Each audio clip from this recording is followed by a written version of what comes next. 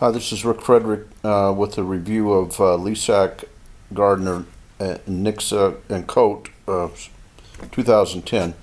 This article is False Allegations of Sexual Assault and Analysis of 10 Years of Reported Cases. The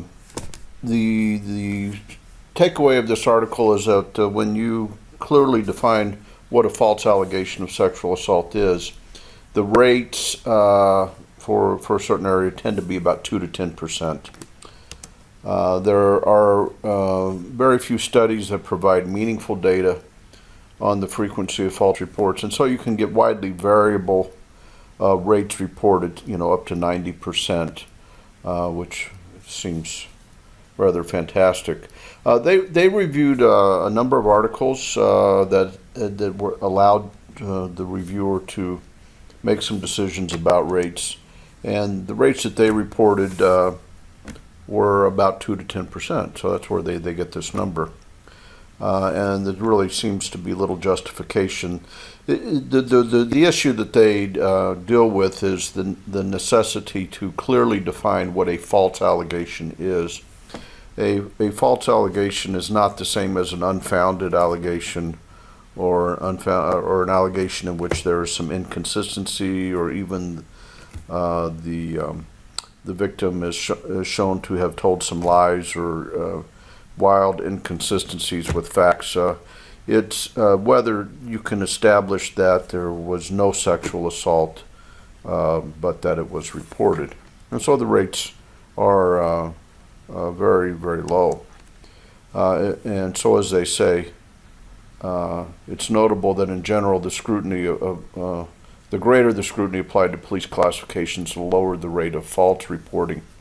And then they estimate that, and I think they do this from other research, that somewhere between 2/3 and 90% of victims do not report the crimes committed against them, and for the main reason that the victims believe that no one will take them seriously or consider their report credible. What they did is they looked at a university for 10 years. They had access to all the reports, and it was interesting how they were able to sift through the data, and even how they had to reject some of the data because the cases weren't complete.